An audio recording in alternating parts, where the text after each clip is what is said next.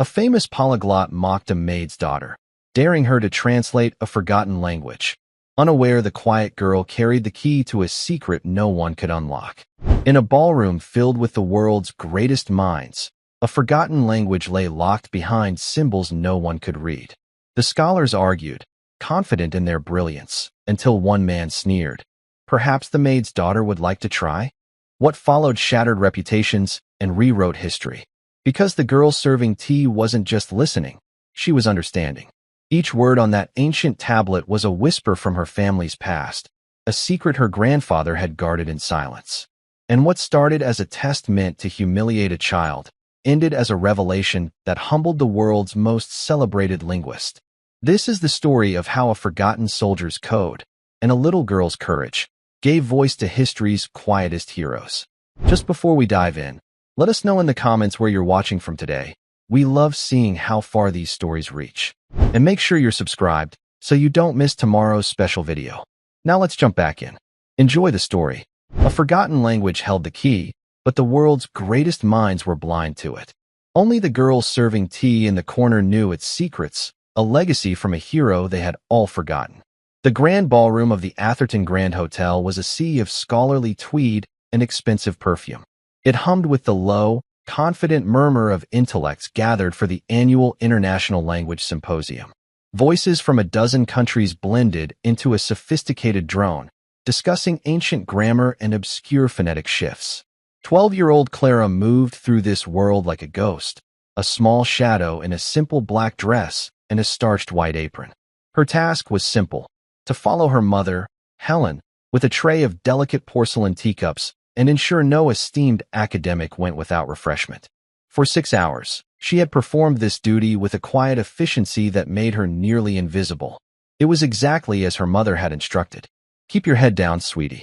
Don't speak unless you're spoken to. We are here to serve, not to be seen. Clara understood. In this room, she and her mother were part of the furniture, functional and silent. Yet, Clara couldn't help but listen. Her mind, a sponge for words, soaked in the fragments of conversation floating past her. She heard debates on Proto-Indo-European roots, arguments over the syntax of Aramaic dialects, and laughter at jokes told in fluent Mandarin. To her, it was a symphony, each language a different instrument playing a beautiful, complex melody. Clara balanced her tray as she passed a cluster of professors gathered around a large display screen at the front of the room. The keynote address was in less than an hour, and a nervous energy had begun to replace the earlier calm. At the center of the group stood Dr. Alistair Finch, a man whose reputation was as large as his personality. He was tall and imposing, with a sweep of silver hair and a voice that commanded attention even at a whisper. He was the star of this symposium, a celebrated polyglot who claimed fluency in over 30 languages. He gestured impatiently at the image on the screen, a photograph of a weathered stone tablet covered in strange, angular symbols. It's simply baffling, a younger academic, Dr. Marcus Thorne, admitted, pushing his glasses up his nose. The morphology doesn't align with any known language family. The symbols have some pictographic elements, but they don't correspond to any registered script. Dr. Finch let out a short, condescending laugh. Nonsense, Marcus. Every language has a root. You're just not digging deep enough. It's clearly a variant of a pre-Sumerian isolate, likely from the Zagros Mountains region. The challenge is not in identifying it, but in deciphering its unique grammatical structure. He spoke with an air of finality, as if his hypothesis were already a proven fact. Clara paused for a moment, her gaze fixed on the screen. The symbols were not strange to her. They were as familiar as the letters in her worn storybooks at home. Her heart gave a small, excited flutter. The lines and dots felt like old friends. She could almost hear the words they formed, a low, melodic cadence in the back of her mind. It was the language of her grandfather's stories, the secret words he would whisper to her on the porch during quiet summer evenings. "Clara, what are you doing?" Her mother's voice was a sharp, worried hiss from behind her. Helen rushed to her side, her face creased with anxiety. "You're staring. Get back to the kitchen. The next round of pastries will be ready." "But Mama," Clara whispered, her eyes still glued to the screen. "I know those words." Helen's hand clamped down gently, but firmly on her daughter's shoulder. "Hush now. This is not our world." You are imagining things. She steered Clara away from the group of professors, her expression a mixture of fear and stern love.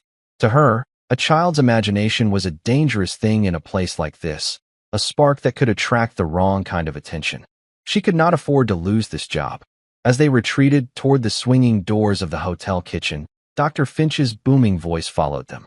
The key phrase appears to be this sequence here, he announced, pointing a laser at a specific line of text. Once we crack this, the rest of the tablet will unfold. I expect to have a preliminary translation ready for my address tonight. It will be, if I may say so, revolutionary. His colleagues murmured in admiration. Clara, however, felt a small knot of unease in her stomach. She knew what that line said, and she knew that Dr. Alistair Finch, for all his fame and brilliance, was completely and utterly wrong. Back in the steamy heat of the kitchen, surrounded by the clatter of dishes and the scent of baking bread, Helen checked her daughter's apron, smoothing it down with trembling hands. You must not do that again, Clara. Do you understand me? Daydreaming is for home. Here, you must be alert. You must be invisible. I wasn't daydreaming, Mama, Clara insisted softly, her blue eyes earnest. Grandpa Sam used to draw those symbols for me. He told me stories in that language. He called it the tongue of the silent mountains. Helen sighed, her shoulders slumping with a weariness that went beyond her long hours of work. Her father, Captain Samuel Miller, had been a decorated war hero, but he had come back from his service a changed man. He was quiet, haunted by memories he rarely spoke of, and he often retreated into a world of his own, a world that included the strange language he taught his only grandchild. Helen had always seen it as a harmless eccentricity, a game between an old soldier and a little girl. She never imagined it could be real. Your grandfather was a wonderful man, Clara, but his stories were just that, stories. Now, please, take this tray of sandwiches to the main hall. And this time, no stopping. Clara nodded obediently, her blonde hair catching the harsh fluorescent light. She picked up the heavy silver tray, her small arms straining slightly. As she pushed through the kitchen doors and back into the grand ballroom, she felt a profound sense of conflict. Her mother's warning echoed in her ears, a plea for safety and invisibility. But her grandfather's voice was there too, a gentle whisper from her memory, telling her that words had power and that truth was worth speaking, no matter how small the speaker.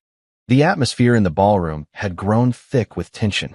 The hour of the keynote address was drawing near, and it was clear that Dr. Finch's confidence had been premature. He now stood by the screen, his face flushed, arguing in hushed but frantic tones with Dr. Thorne and an elegant, older woman Clara recognized as Professor Eleanor Vance, a respected historical linguist. The syntax is impossible, Dr. Finch hissed, running a hand through his perfectly styled silver hair, dislodging a few strands. If this verb is intransitive, then the entire clause collapses into nonsense. It cannot be what it appears. Perhaps our assumptions about the root are flawed, Alistair, Professor Vance suggested, her voice calm and measured. She had a kind face, with fine lines around her eyes that spoke of a life spent smiling and thinking deeply. Perhaps it is not an isolate from the Zagros region at all. The symbolism bears a passing resemblance to some unclassified scripts found in post-war reconnaissance files from the Aleutian Theater. Dr. Finch scoffed dismissively. Eleanor, please. You and your military archives. This is ancient, not some modern battlefield jargon.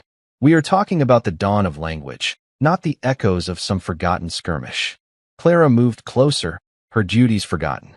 She placed her tray of sandwiches on an empty table, her hands moving on autopilot. She could see the specific phrase they were struggling with. Kalantor, Veshanel, Norimath. She mouthed the word silently. The translation was immediate in her mind, a simple, profound truth. Where the river sleeps, the mountain dreams. It wasn't a description of a place, but a philosophical statement, a piece of poetry. Dr. Finch was trying to read it as a map. He was looking for nouns and verbs, for literal meaning, when the language was built on metaphor.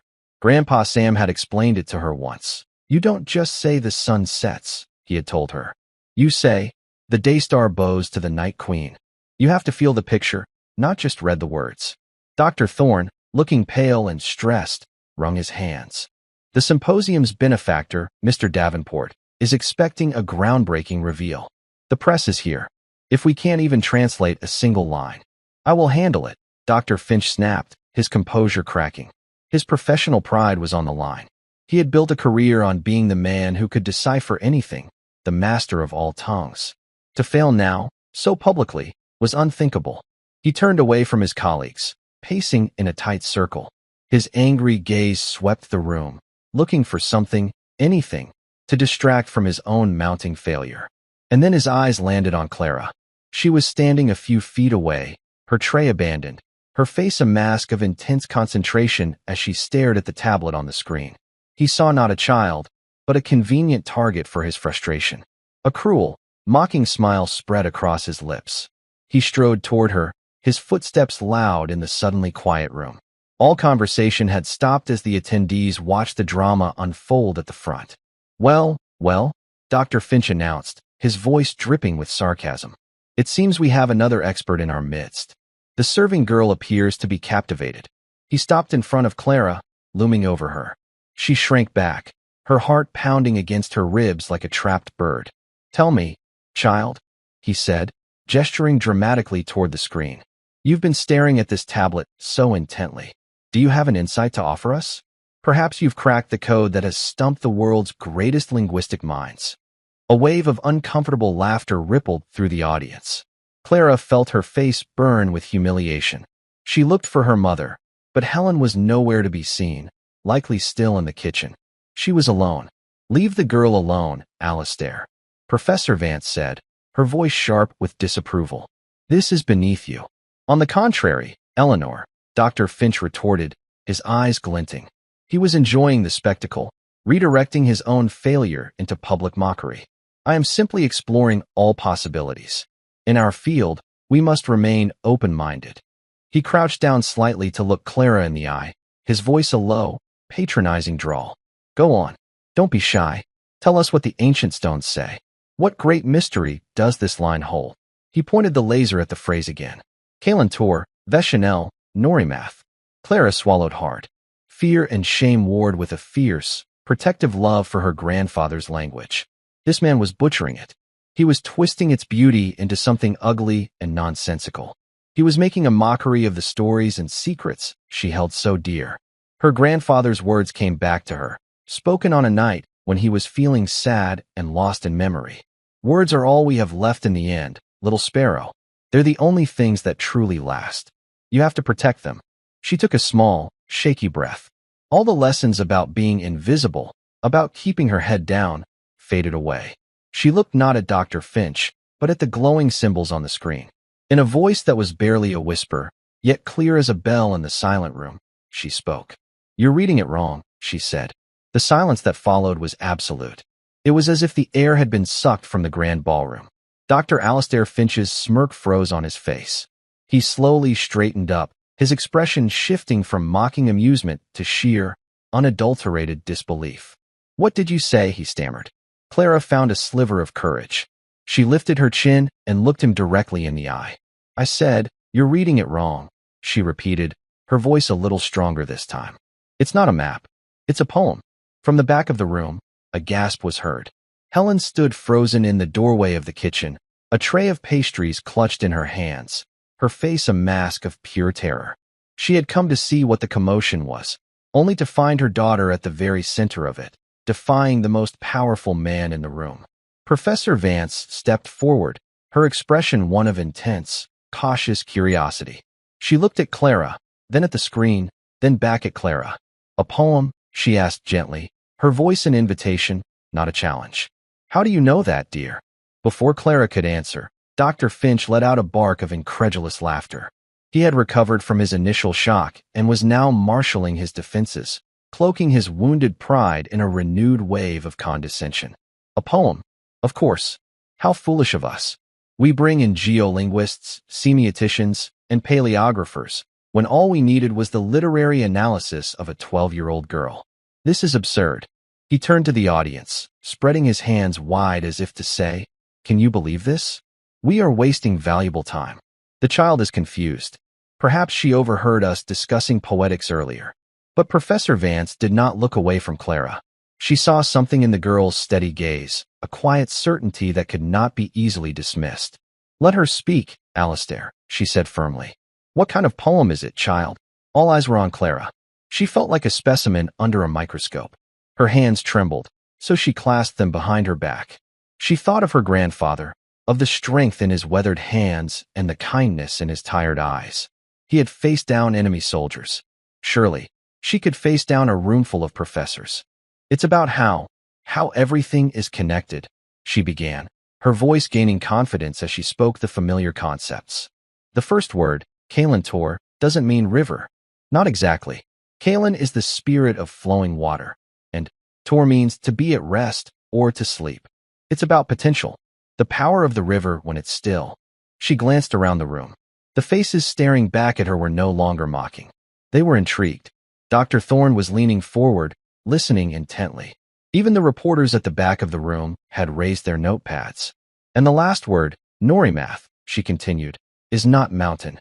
Nori is the soul of the stone, its ancient memory. And math means to see in slumber, to dream. So the mountain isn't just a place. It's an ancient being that holds all the memories of the land. The river rests so the mountain can dream of all that has passed." She took a breath, the full translation now clear in her mind, polished by years of hearing it in her grandfather's gentle voice. "Where the spirit of water sleeps, the soul of stone dreams." A collective sigh went through the room. The phrase, which had been a meaningless jumble of symbols, was suddenly transformed into something beautiful and profound. It resonated with a deep, mythic quality that was undeniably authentic.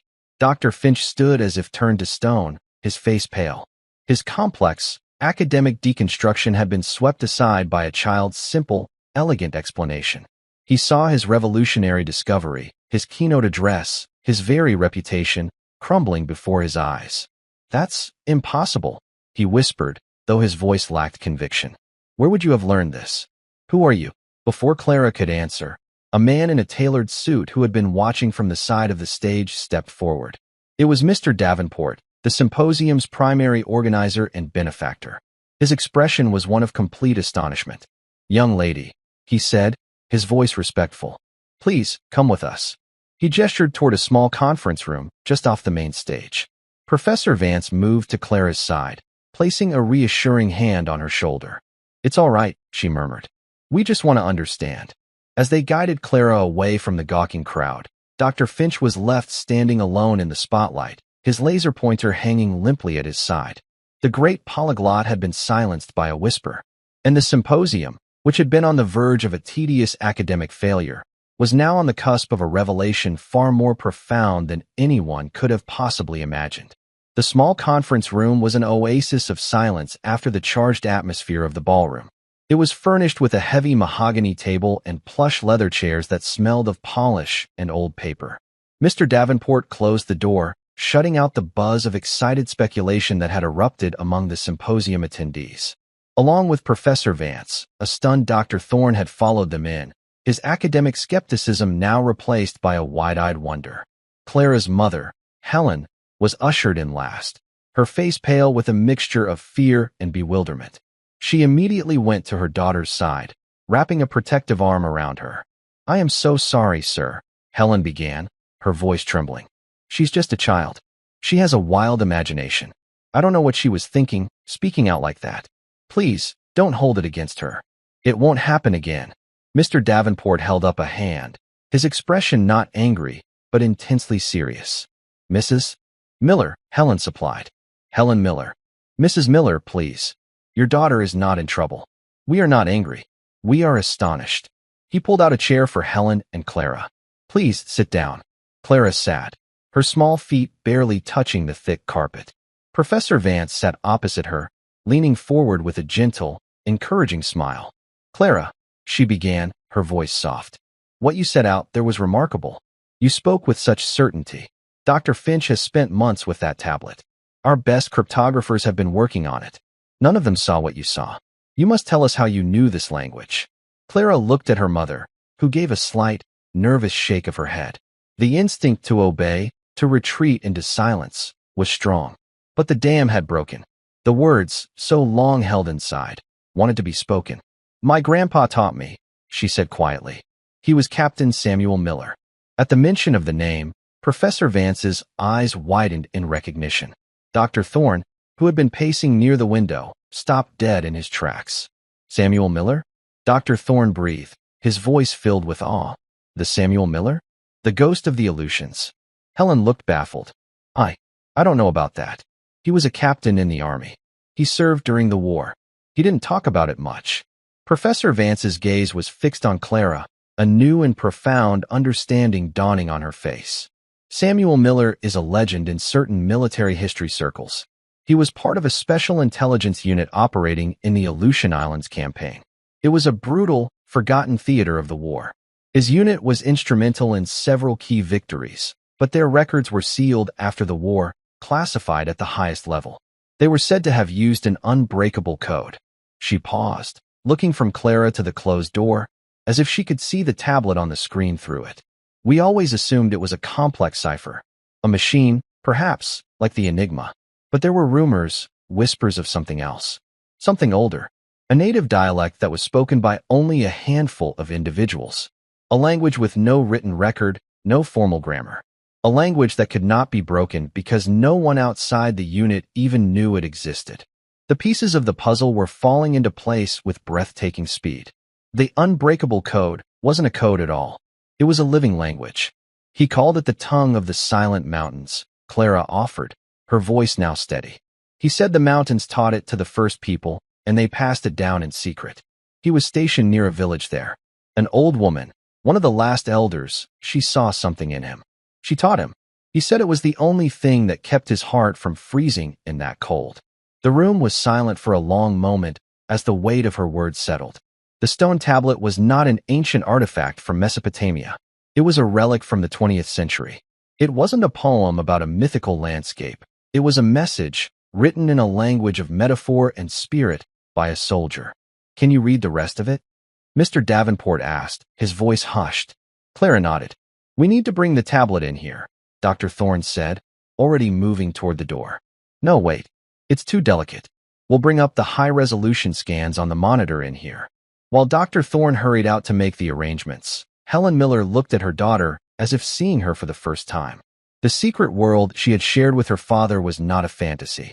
It was real, a piece of history that these important people were desperate to understand. The stories, the strange words, the symbols drawn on scrap paper, it had all been real. He never told me, Helen whispered, her eyes welling with tears. He carried all that with him, and he never told me. He didn't want to burden you, Mama, Clara said softly, patting her mother's hand. He said some memories are too heavy to share. He just gave me the best parts. The stories. Soon, Dr. Thorne returned, and the large monitor on the conference room wall flickered to life, displaying the image of the tablet in crisp detail. All eyes turned to Clara. The weight of expectation in the room was immense, but she no longer felt afraid. She felt right. This was what Grandpa Sam had prepared her for, without either of them ever knowing it. She stood up and walked to the screen, her small finger tracing the lines of text. It starts here, she said. It's a letter. She began to translate, her voice clear and confident. She did not just read the words. She channeled the spirit behind them.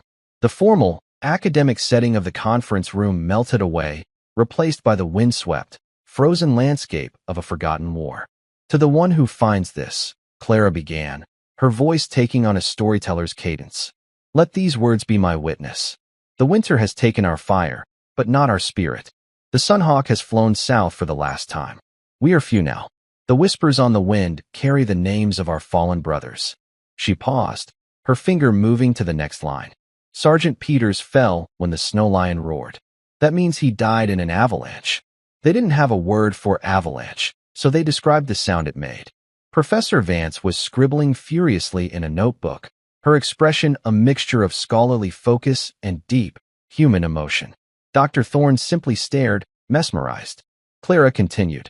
Corporal Chin's spirit thread was cut by the shining fawn. A shrapnel wound. The language doesn't have words for modern weapons. Everything is described through nature. Her voice was unwavering as she translated the litany of loss and survival. The tablet was a memorial, a final message from Captain Miller's lost unit. It detailed their last stand, their dwindling supplies, and their unshakable resolve. It was filled with grief, but also with a profound sense of peace and acceptance. She came to the final lines of the text, her voice softening. We leave our stories in the heart of the stone, so that the mountain can dream of us. Tell my family I have gone to walk in the silent mountains, where the rivers of memory sleep. Do not weep. A soldier's duty ends, but his spirit flows back to the land he protected. She looked down at the last symbol, a simple, elegant mark at the very bottom of the tablet. A single tear traced a path down her cheek. What is it, Clara? Professor Vance asked gently. It's his sign-off, she whispered. Samuel, who listens to the sparrows. That's what the elder called him. It was his name in their tongue. She looked at her mother. He used to call me his little sparrow. Helen was openly crying now, silent tears of sorrow and pride streaming down her face. In that moment, her father was no longer just the quiet, haunted man from her childhood.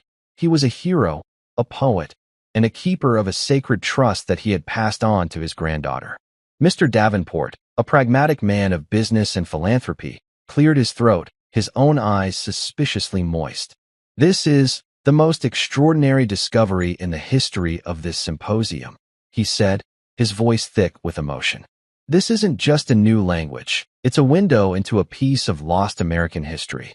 It's a testament to the soldiers who fought a war we have all but forgotten. He looked at Clara with profound respect. Young lady, what you have done here tonight is more than a simple translation. You have given these men their voices back. Just then, the door to the conference room opened. Dr. Alastair Finch stood there, his face a grim, unreadable mask. He had clearly been listening from the hallway. The sounds of his world shattering had been too quiet to hear from the ballroom, but in the silence of the corridor, they must have been deafening. He had not come to challenge or mock. He had come, it seemed, to witness the final confirmation of his own irrelevance in this matter. He looked at Clara, at the tear on her cheek, at the ancient wisdom in her young eyes. He saw the rapt faces of his colleagues and the tear-streaked face of the maid who had been invisible to him just an hour before. In that moment, he wasn't a celebrated polyglot or a renowned academic. He was just a man who had been so blinded by his own brilliance that he had failed to see the simple truth right in front of him. The language, he said, his voice hoarse, devoid of its usual booming confidence. It's beautiful. It was the closest he could come to an apology, an admission of defeat, and a statement of genuine awe. Professor Vance turned to him. Alastair, she said, her tone not unkind. We have work to do. We have a history to rewrite. And, she added, placing a hand on Clara's shoulder, I believe we have found our keynote speaker. Clara's eyes widened. Speak. In front of all those people? But looking around the room, at the faces filled with respect and gratitude, she felt a new kind of strength blossoming in her chest. It was the strength of her grandfather, the legacy of the silent mountains, and the power of words that had waited decades to finally be heard. Her mother squeezed her hand, her grip now firm with pride, not fear. For the first time that evening, Clara felt truly visible, and she knew she was ready to tell her grandfather's story. The grand ballroom had been rearranged. A single lectern now stood on the stage, bathed in a soft, solitary spotlight. The large screen behind it was no longer a source of academic frustration, but a sacred canvas, displaying the silent, powerful words of the stone tablet. Mr. Davenport had insisted.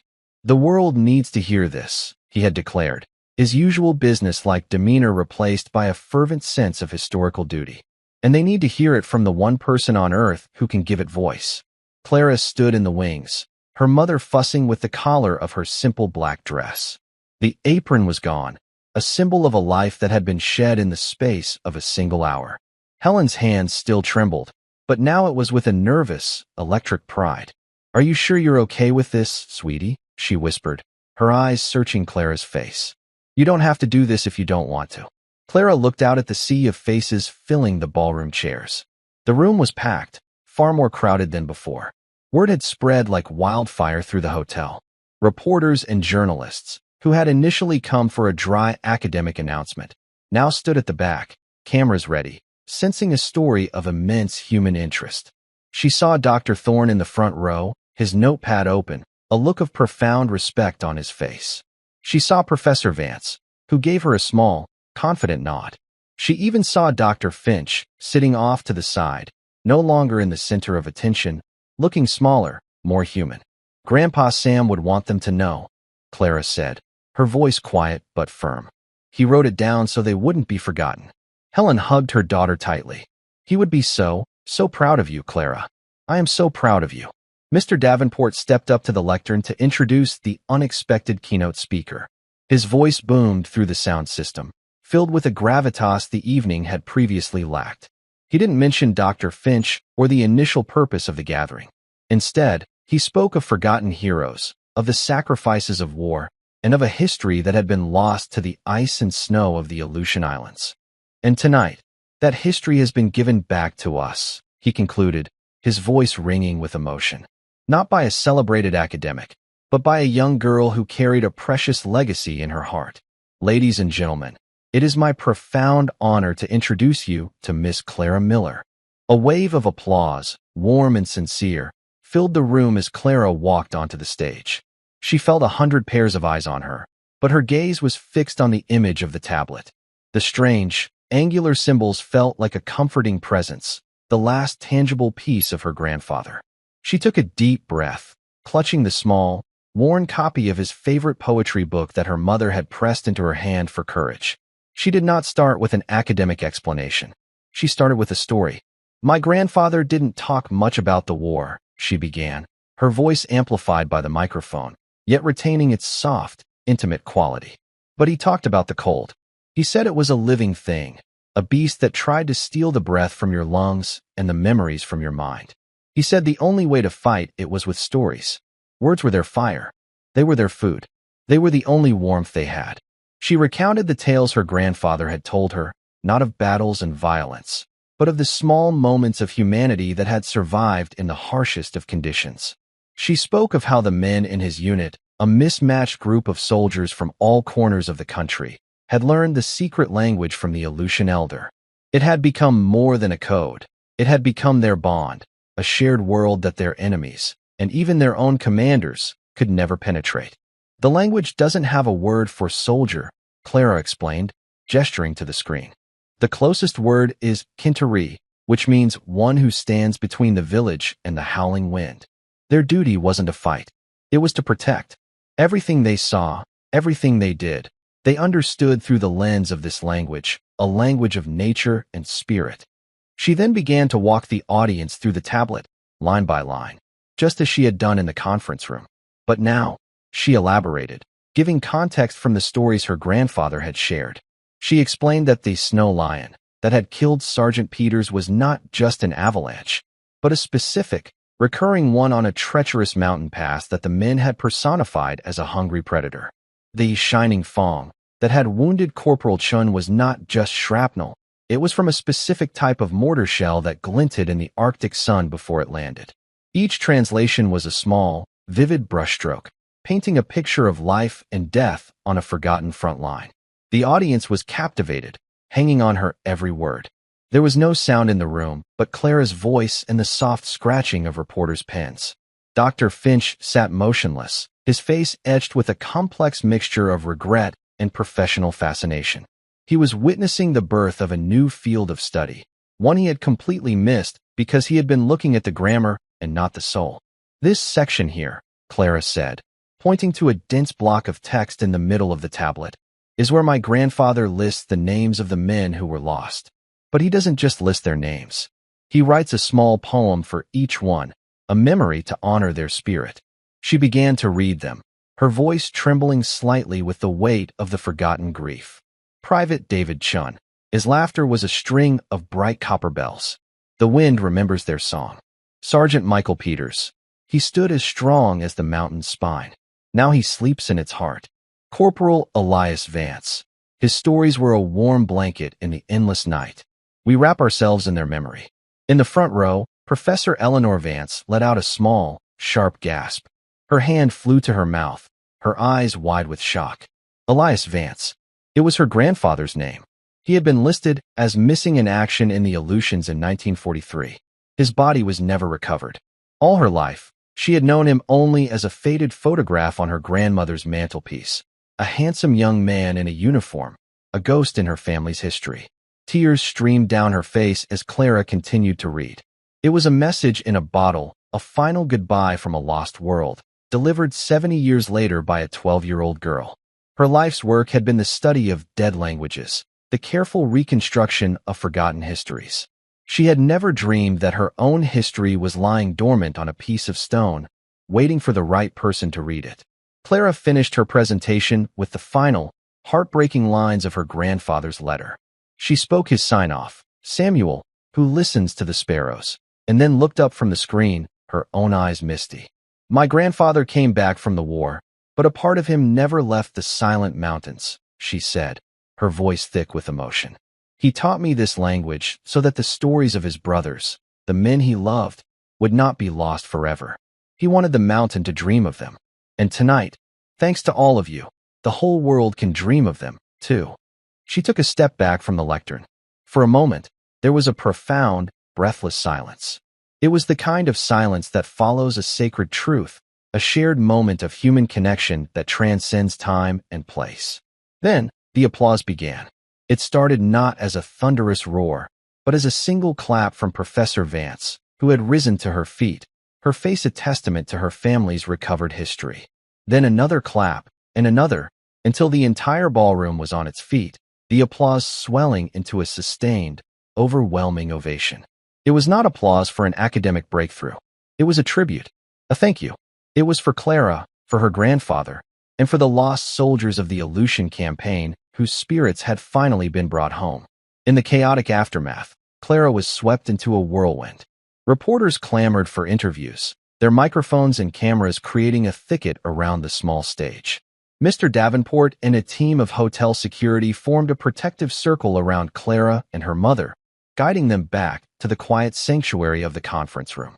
Professor Vance joined them, her eyes red but shining with a fierce, joyful light. You have given me a gift beyond measure, Clara, she said, taking both of Clara's hands in her own. You have given me back my grandfather. She explained that Elias Vance had been a writer and a poet before the war. The description on the tablet, his stories were a warm blanket in the endless night, was the man she knew from her grandmother's memories, brought to life with heartbreaking clarity. Dr. Thorne entered the room, his face flushed with excitement. The discovery is already hitting the news wires, he announced, holding up his phone. They're calling it the Sparrow's Code. The historical implications are immense. This changes everything we thought we knew about cryptography in the Pacific Theater.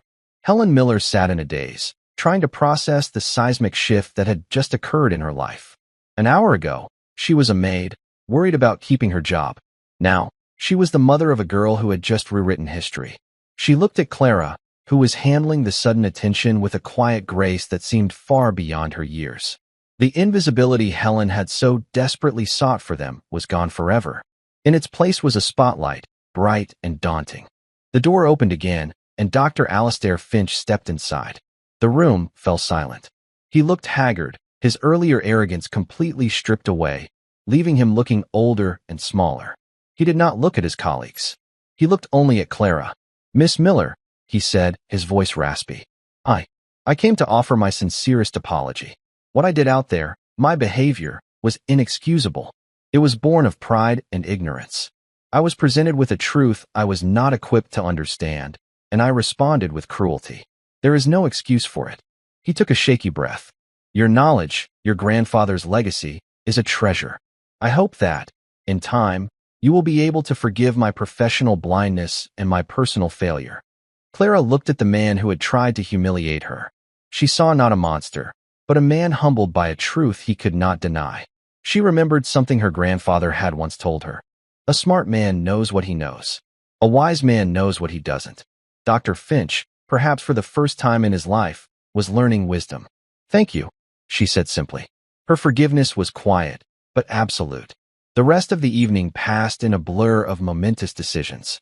Mr. Davenport announced the creation of the Samuel Miller Grant for Endangered Language Studies, with Clara and Professor Vance as its inaugural chairs. The stone tablet, which had been a private collector's anonymous loan, was to be donated to the National Archives, where it would be displayed as a national treasure.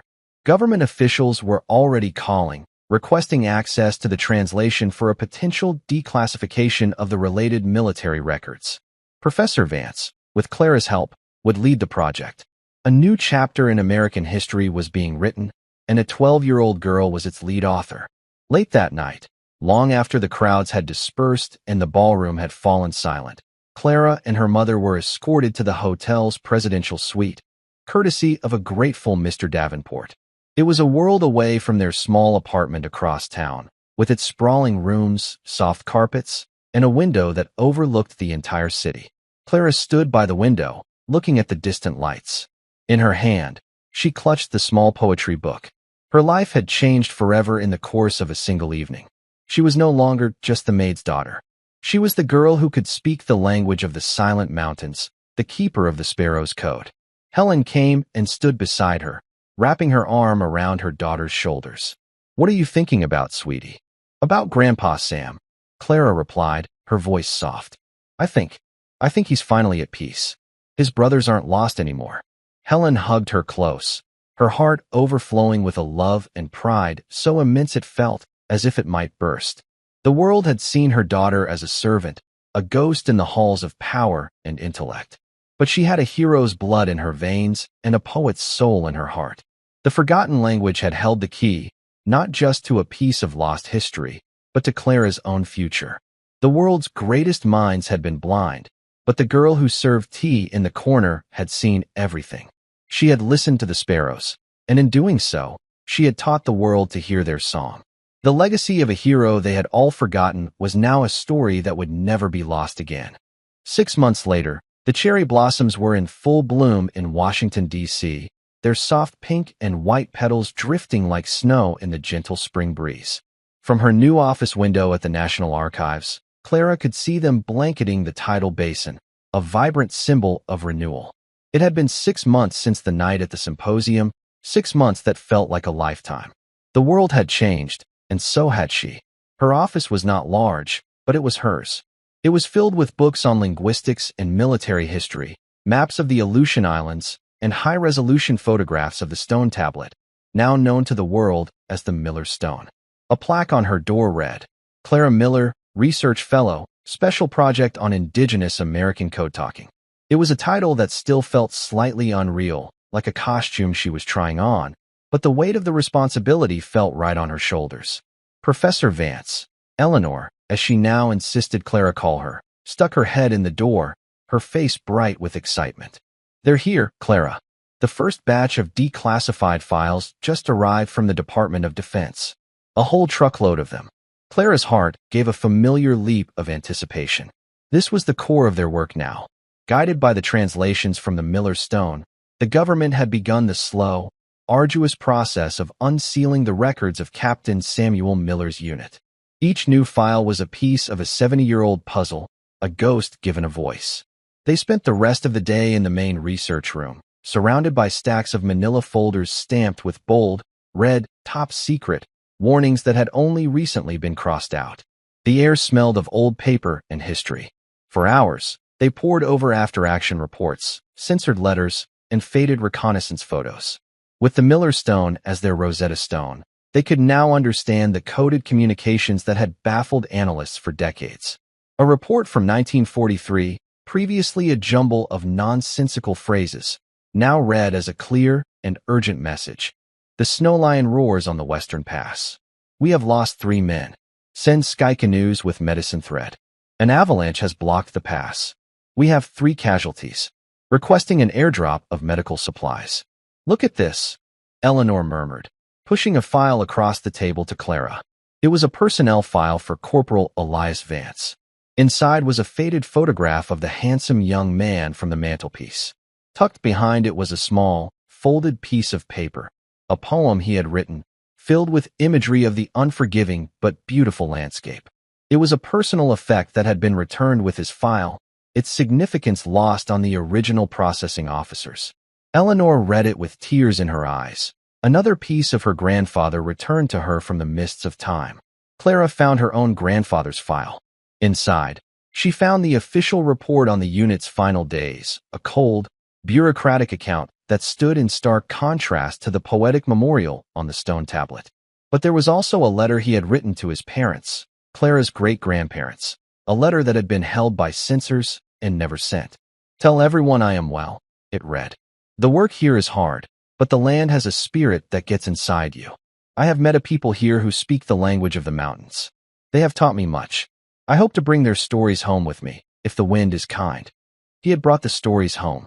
He had carried them in his heart and passed them on to her. Reading the words in his familiar, looping script, Clara felt a connection to him that was deeper than ever before. Their life outside the archives had transformed as well. They now lived in a comfortable townhouse in Georgetown, a world away from their old, cramped apartment. Helen Miller had quit her job at the hotel on the very night of the symposium.